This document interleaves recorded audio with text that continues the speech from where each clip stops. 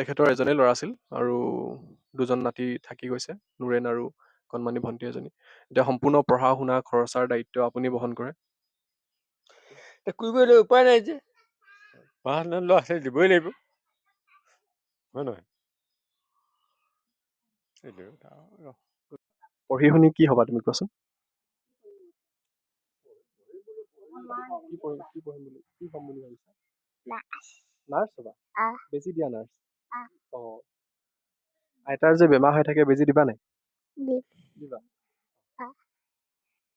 নুৰেন, তোমাৰ ডাঙৰ হলে কি হোৱাৰ সপোন? আৰ্মি। আৰ্মি হ'বলৈ মন গৈছে।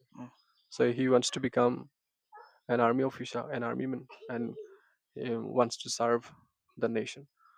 কিন্তু এই সপোনটো যদি কেনেবাকে যদি আধাতে ৰৈ যায় তেতিয়াহ'লে আপোনালোক আৰু আমি দুখী হ'ম। এই ল'ৰাটো দুখী নহয় কিন্তু। সমস্যা মানে পঢ়া শুনাটোৱে ভাবোঁ আৰু এতিয়া পাৰিম নোৱাৰিম দেউতাৰ ওপৰতে ভৰসা আৰু মোৰ। নাতিজনে কেতিয়াবা আপোনাক আইতা বুলি কিবা দাবী কৰে? কিবা এটা বিস্কুট খাব নাপালে আইতাই ৰাতিপুৱাই খোজে আৰু আইতা কিবা আছে নেকি খাব বুলিব, ৰাতিপুৱাই শুই উঠি নাই বুলি কম যে কিবা এটা চাউল দুটামান ভাজি দিওঁ, বৰা চাউলৰ সেইকেইটা ভাজি থৈছোং দেই বুলি কিনে কওঁ আৰু সেইটোৱে খাব চেনীৰ লগত। আকৌ এখন একেবাৰে সত্য আৰু কেঁচা ছবি লৈ আপোনালোকৰ মাজলৈ আহিছো মই। মোৰ সন্মুখত দেখা পাইছে আপোনালোকে কণমানি ভণ্টি আৰু নুৰেন। মোৰে ষ্টুডেণ্ট হয়। নুৰেনৰো দেউতাক ঢুকাইছে আজি বৰ বেছি দিনো হোৱা নাই। তো ঘৰখনৰ পৰিয়ালৰ সদস্যকেইজন মই চিনাকি কৰাই দিছোঁ। নুৰেনৰ ভণ্টি নুৰেন, সেইফালে আছে আইতা আৰু নুৰেনৰ ককাক, আৰু এইফালে আছে বৌ। বৌৰ স্বামী ঢুকাইছে। তো আমাৰ এই অঞ্চলতে এনেকুৱা বহুত ধৰণৰ ষ্টুডেণ্ট আছে, মই আগৰ পৰাই কৈ আহিছোঁ, যাৰ নেকি পিতৃহাৰা হৈছে, কোনোবা মাতৃহাৰা হৈছে। এনেকুৱা ক্ষেত্ৰত পৰিয়ালত কিমানখিনি তেওঁলোকে আৰ্থিক অনাটনৰ সন্মুখীন হ'ব লগা হয় আমি ঘৰৰ মুৰব্বীক সুধিবলৈ চেষ্টা কৰিম। ককাকেই বৰ্তমান গোটেই পৰিয়ালটো ভৰণ পোষণ দি আছে। নুৰেনৰ ককাক আৰু গোটেই পৰিয়ালটো এখেতৰ ওপৰতে নিৰ্ভৰ কৰি বৰ্তমান চলি আছে। যদি এখেত নথকা হ'লে আজি পৰিয়ালটোৰ কি অৱস্থা হ'লহেঁতেন? আপোনাৰ এজনে ল'ৰা আছিল? ল'ৰা এজন আজি এতিয়া 4.5 মাহ আছে ঢুকুৱা। বাকী নাতিকেইটা চাবই লাগিব, হয় নহয়? বৰ্তমান দুজন নাতি থাকি গৈছে, নুৰেন আৰু কণমানি ভণ্টি এজনী। এতিয়া সম্পূৰ্ণ পঢ়া শুনা খৰচাৰ দায়িত্ব আপুনি বহন কৰে। কৰিবই লাগিব, উপায় নাই যে পঢ়া শুনা ল'ৰা ছোৱালী দিবই লাগিব, হয় নহয়? এটা সাংঘাতিক ধৰণৰ বেজাৰ মই তেওঁলোকৰ মনত সৃষ্টি কৰা যেন হৈছে। এইটো মোৰ কিন্তু একেবাৰে উদ্দেশ্য নহয়। এতিয়া আপুনি যদি নথকা হ'লে পৰিয়ালটো কোনে চম্ভালিলে হ'লে ধৰক? সেইটোতো কথা, মই নাথাকাহেঁতেনতো পোৱালি ক'ত আছিলে, মাকেতো নোৱাৰে, মই থাকিলে চলাম। এইটো কথা। যদি ভালকৈ ট্ৰিটমেণ্ট কৰি বাচিব পৰাহেঁতেনো মানে ধুনীয়াকৈ চলিব। এতিয়া ল'ৰাটো যেতিয়া নাইকিয়া হৈ যায় ন, 4 দিন সেই মই কেছটো হ'ল, 4 দিন মৃত্যু হৈ গ'ল। তাৰ বিষয়তে আমি দুখ পাই থাকোঁ। গতিকে এতিয়া এই সমস্যাটো ইমানতে মই ভিডিঅ'টো যদি ষ্টপ কৰি দিওঁ তেতিয়াহ'লে এই পৰিয়ালটোক উপলুঙা কৰা যেন হ'ব। মই যেন মাত্ৰ তেওঁলোকৰ দুখবিলাক ৰাইজক দেখুৱাইছোঁ, কিন্তু সমাধানৰো কথা আছে তো এই সমস্যাটোৰ সমাধানটো কাৰ হাতত লুকাই আছে? প্ৰশ্নটো হৈ গ'ল সেইটো। কিন্তু এই সমস্যাটোৰ সমাধান কোনে কৰিব? আৰু এই সমস্যাটোৰ সমাধান কথা যেতিয়া মই পাতিবলৈ যাওঁ তেতিয়া বস্তুটো ৰাজনীতিকৰণ হৈ যায়।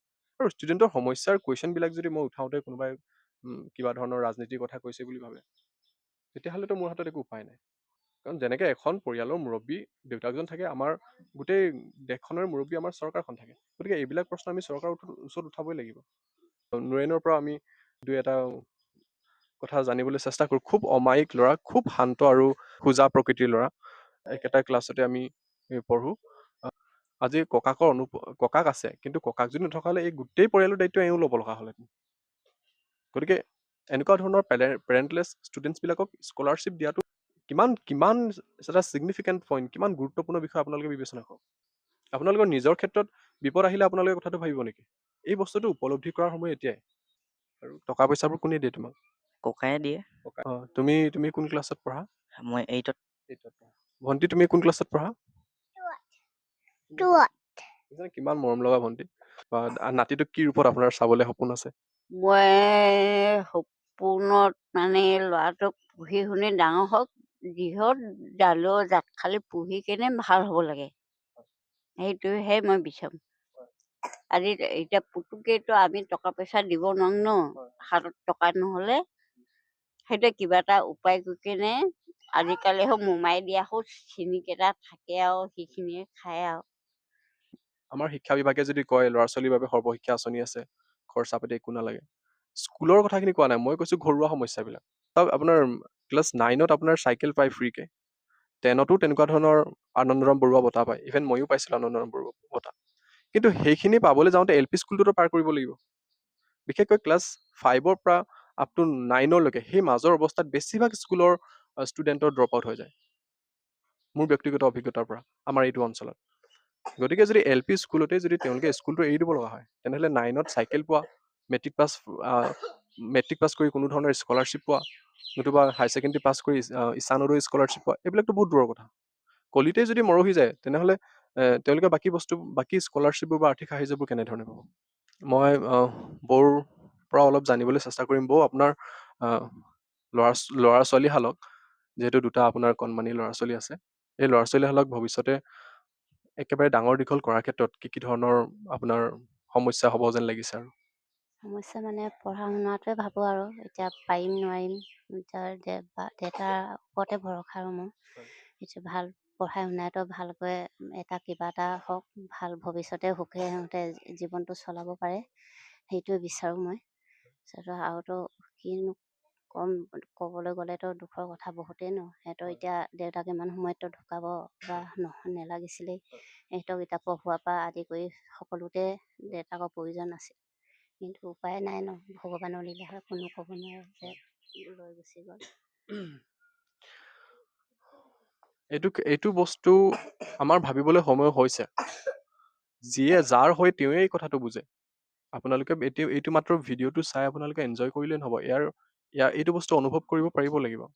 ককাক এজন খুব পৰিশ্ৰমী ব্যক্তি, এই পৰিয়ালৰ যিজন মূল মুৰব্বী, খুব পৰিশ্ৰমী, আমি সৰুৰে পৰাই দেখি থকা। তেখেতে এটা দুটা মহ নহয়, বহুতখিনি মহ তেখেতে প্ৰায় দিনটোত 5 কিলোমিটাৰ 6 কিলোমিটাৰ খোজকাঢ়ি তেওঁ মহ চৰাই ফুৰে। খুব এজন পৰিশ্ৰমী ব্যক্তি, গতিকে এই পৰিয়ালটো ধৰি ৰাখিব পাৰিছে। বিশেষকৈ ক্লাছ 2-3 পৰা আপ টু 8-9লৈকে বিশেষ ধৰণৰ স্কলাৰশ্বিপৰ ব্যৱস্থা কৰিব লাগে। সৰ্বশিক্ষা আঁচনিখনে ঘৰৰ চৌহদৰ ভিতৰত হৈ থকা এই জ্বলন্ত সমস্যাবিলাকক সমাধান কৰিব নোৱাৰে। এতিয়া যেতিয়াই আমি এই সমস্যাবিলাক দেখুৱাওঁ, এই সমস্যাবিলাক দেখুওৱাৰ পাছত সমাধানৰ সূত্ৰটো যেতিয়া আমি বিচাৰিব লগা হয়, তেতিয়াহ'লে আমি বাধ্যতামূলকভাৱে আমি চৰকাৰৰ কথা ক'ব লগা হয়। কাৰণ মই বা আপুনি এই সমস্যাটোৰ সমাধান কৰি দিব নোৱাৰোঁ। আপুনি আৰু কিবা ক'ব? ক'বলৈ কি আছে, এই নাতিকেইটাৰ লগতে থাকিব লাগিব আৰু। হুম? আৰু নাতিকেইটাকতো যেনে কৰি কুকুৰা যেনেকৈ আঁচুৰি কিনে নাতিকেইটাক পঢ়াব লাগিব, খুৱাব লাগিব, কষ্ট কি হ'লেও, নহয় জানো? সেইটোৱে কথা। তেখেত খুবেই পৰিশ্ৰমী মানুহ। আকৌ ইমান পৰিশ্ৰমী হোৱাৰ বাবে তেখেতে পৰিয়ালটো ধৰি ৰাখিব পাৰিছে। মই ঈশ্বৰলৈ প্ৰাৰ্থনা কৰিছোঁ যাতে কণমানি দুজনক কুশলে ৰাখে, আৰু লগতে মই চৰকাৰলৈও এটা আবেদন, অতি সোনকালে যাতে এনেধৰণৰ ষ্টুডেণ্টৰ বাবে কিবা ধৰণৰ স্কলাৰশ্বিপ ব্যৱস্থা কৰি তেওঁলোকৰ ভৱিষ্যত সুৰক্ষিত কৰে। Thank you, and please share the video'.